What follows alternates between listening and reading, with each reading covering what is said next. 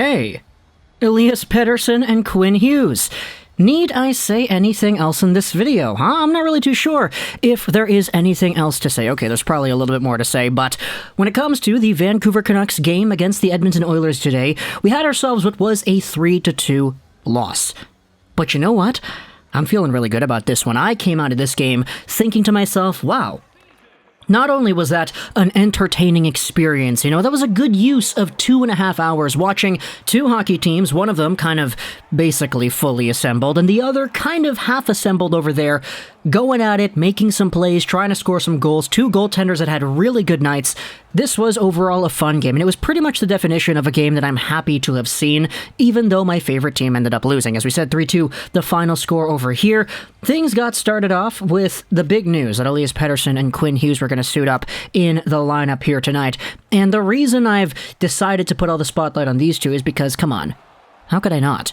These two guys are the best players on the team, and my goodness, they showed it off here tonight why that is so. Sure, they did not participate in any of the pre-season training camp. They joined the team a little bit afterwards, and they started participating then. They had done their own workouts with Brady Tkachuk, with the Hughes family in Michigan, but just from the way these guys played out there, it was a breath of fresh air. The Vancouver Canucks iced a lineup that pretty much only saw a few NHL caliber guys on the team. We had Petey and Hughes, of course. We had JT Miller, we had Connor Garland, and then we had like Tucker Pullman and Jarro Halak. Everybody else was kind of up in the air, not really solidified to being in a spot or whatever. Lockwood, Bowie, Hunt, Burrows, even on forwards, Nick Petan, Chiasson over there as well. So this Canucks team wasn't really all too great in terms of how it could have been. No Horvat, no Pearson, no Myers, no OEL, etc., etc., etc. But this team went out there and actually showed off that just ELIAS Pettersson and Quinn Hughes themselves can add so much. My goodness, ELIAS Pettersson was out there like he had not lost a single step. John Garrett said it on the broadcast that Petey was already in mid-season form. He was going out there dangling the pants out of guys, forcing his way into open ice, making nifty passes, making tight shots, and getting those one-timers off. We had a whole bunch of power plays on both sides in this game, and you could just tell from the way that Petey was playing, he was only doing one of two things. Either A, he was passing it over to Quinn Hughes at the top of the umbrella, or he was one-timing it on net. This guy was hungry, and it's kind of why you go out there and you see, oh, ELIAS Pettersson suited up in his first game back, and he had himself an assist. That was a very good one, by the way. Quinn Hughes had himself a goal and an assist as well. Hughes went out there and just showed off the stability, the fluidity, the control that he has on the back end that so many of the other defensemen on this team, apologies OEL, don't take it personal, just kind of lack. Quinn Hughes had so many of those deceptive kind of moves in his own zone where he would take the puck behind the goal line and kind of fake one way, wait for the opposition to clear out, and then start skating forward like nothing had ever happened. Other teams get so jebaited by this because it's Quinn freaking Hughes. You have to expect the unexpected when this guy's going out there, because if you really try to commit one way or another, you think, oh, he's going to do this, I'm going to bite on him really hard. He's going to embarrass you. Quinn Hughes does that, and he just showed off so much of the maturity and the control that he had in this game in particular. It's only his first game in the preseason, and he already looked fan-freaking-tastic. Now, the Oilers did get off to a quick start over here. It was a whole bunch of power plays for them, and the Canucks had two-man disadvantages twice, I believe, in this game, and McDavid and Draisaitl are McDavid and Draisaitl, so they're going to do their thing, a goal and an assist for both of these guys in the first period.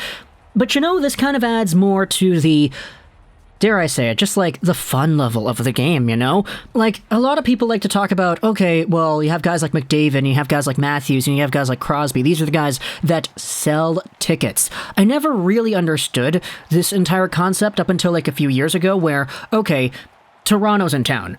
There's a reason why those tickets are a lot more expensive than when Columbus is in town. Firstly, because there's a lot more Toronto fans, but because people want to see Matthews. When you see players, star players at that, go out there and put on a show like McDavid and Draisaitl consistently do every single night, it adds a lot more fun to it, man. And we had been seeing so many Canucks games in this preseason where they're playing teams that have like, I don't know, Morgan Geekie and Jared McCann and Mark Giordano. Okay, I'm just only really labeling one team, but we hadn't really seen the pizzazz out of the top guys in the league just yet on our TV screens, and this game was filled with a whole bunch of them. Petey, Draisaitl, McDavid, Hughes.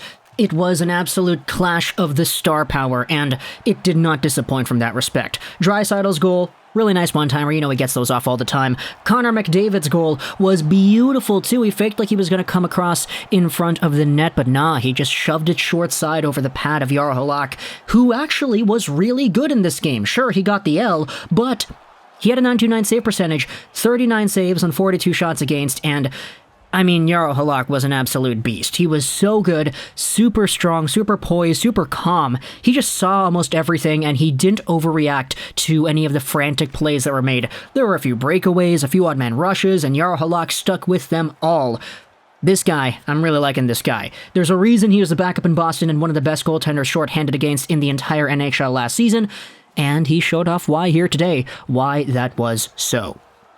But going over onto the second period over here, this is where the two Vancouver Canucks goals came in. Quinn Hughes off of a really nice play on the power play. Good movement going along by Hughes. Chiasson of all people, and JT Miller. Miller coming down the left side, reverses it behind himself to Hughes, who one-times it off the post and in.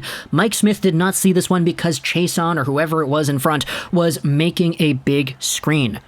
Smith did not have to deal with that a lot, to be honest, because he saw most of the pucks that came his way, especially towards that third period where the Vancouver Canucks hit a whole bunch of shots. Sure, Mike Smith had a really strong game as well. He went out there with a 949 save percentage, but this one beats him because he couldn't see it. Beautiful shot by Quinn Hughes, mid-season form already for this guy, and then you just give it a few more minutes. Nick Petan gets a goal off of an ELIAS Pettersson fake. He drags it, he shoots it along the ice, and Nick Petan, my goodness, the hockey IQ right there to 300 IQ, tips it up and right through Mike Smith, who was expecting a shot along the ice. Beautiful play right there. Nick Petan really impressed me in this game. I honestly would be kind of lying if I said that he has been disappointing the entire preseason. I was kind of not really a fan of him at the beginning, but, he started to score more goals. He started to kind of show off that offensive flair a little bit. He's not perfect by any means. There was this game in particular where there were a few plays in particular where I was like, okay, come on, Petan, you can't do that. Just a few reads, just a few pass attempts that were kind of off the mark, but for what he was, I think Nick Petan was overall a positive in this game than a negative.